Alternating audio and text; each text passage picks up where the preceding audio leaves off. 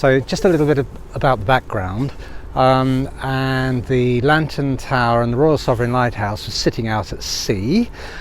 In about 2018, I was aware that the end of its 50-year lifespan was due, and I thought, it's so sad to think that it's going to be dismantled and disposed of. It's a little bit of iconic history.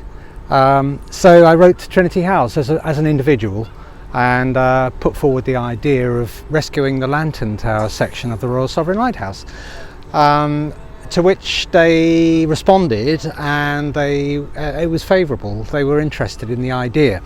So it was then down to me to work out some kind of a strategy for executing that. At that time, I was the founder and chairman and trustee of a charity called Bexhill Heritage, and I offered it to Bexhill Heritage as a project. So that was put to the members, and everybody thought, yeah, great idea. Then we formed a Lantern Tower working group, which existed for about a year, and we worked out some strategy to bring it ashore, and then unbelievably the trustees of Bexhill Heritage voted the project down, so it came back to me as an individual to find another way, and that's the point where I decided, okay, let's set up another charity, but a dedicated one really to a maritime centre, and the Lantern Tower that you see behind me would be the sort of the iconic centrepiece of the Maritime Centre. So in 2019-20, I think it was, I started to form Bexhill Maritime. Found some wonderful trustees and committee members, a lot of expertise, local, and formed a constitution and purposes. And went back to Trinity House and said, right, here we are, it's a legitimate charity. That took a year, by the way, to become a registered charity. The project was obviously transferred over to Bexhill Maritime.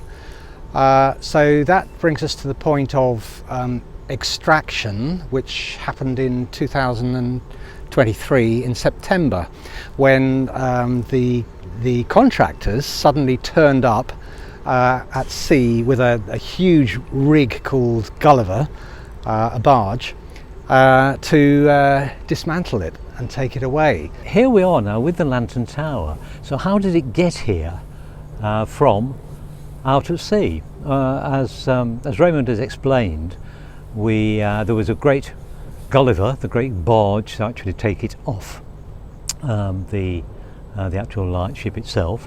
It was taken to Shoreham, and it was there for until the beginning of December. And then we got some contractors, which were organised by Trinity House, to actually get the lighthouse itself here. And here is Ibstock. So at the beginning of December, the contractors, the demolition contractors were Hurst Kia. The transporting was done by Coussens Cranes, who actually had to take the tower, tip it on its side so it would fit on the trailer. And at the beginning of December they moved it by road rather quickly, actually, for a big heavy load like this, and they brought it here to Ibstock in Bexhill. And Ibstock is a brick company, and they've agreed very kindly to store it for us until we're ready to put it in its final position, which will be on the seafront at the end of the Maritime Centre. So we are very lucky to have various sponsors to help us with this, notably Ibstock, who are storing it for free for us.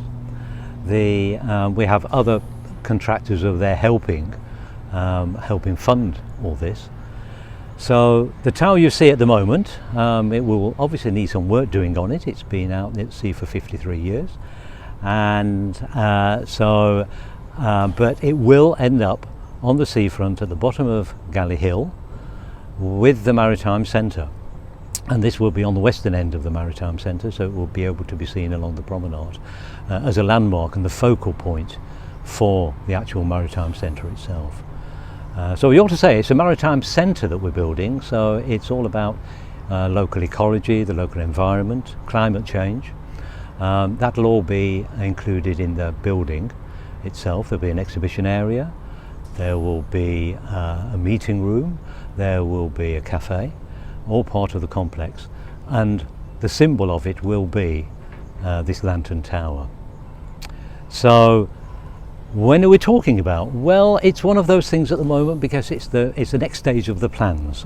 We can't give any definite date yet. We are now working on the pre-planning application for the actual building itself.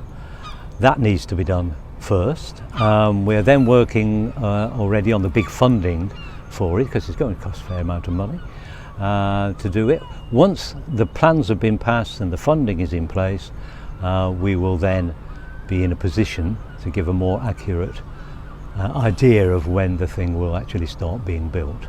Logically, we should think 2 to 3 years before the thing will actually be open, before the centre will be actually be open. One interesting thing that happened was a crisis situation actually, and in September-ish, I think it was, all of a sudden this huge barge arrived, Gulliver, and they started to dismantle. The challenge was that we had been told that it would come into Shoreham docks for about 3 weeks, where the asbestos would be removed, because that was one of the conditions that I was insistent on, that it was certificated as asbestos free. And then it would come over to Bexhill. But the problem was we didn't have anywhere to store it at that time, so we had a crisis situation whereby we were told it was coming in 3 weeks, and we had nowhere to put it. So we went through 15 different sites, inspecting them and seeing if they were appropriate. Each site had a problem.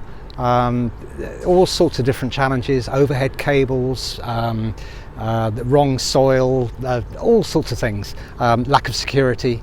And in the end, we ran out of sites. By chance, one of our committee members popped into Ibstock Bricks here and asked them a silly question, whether they wouldn't mind if we stored a lighthouse on their premises.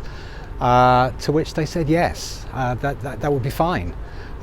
So there was a little time of setting up a contract, and here it is. So little story there. It was a very difficult situation. We got down to a fine wire, really. It was like 1 day, I think, or 2 days before we ran out of options. So lucky break.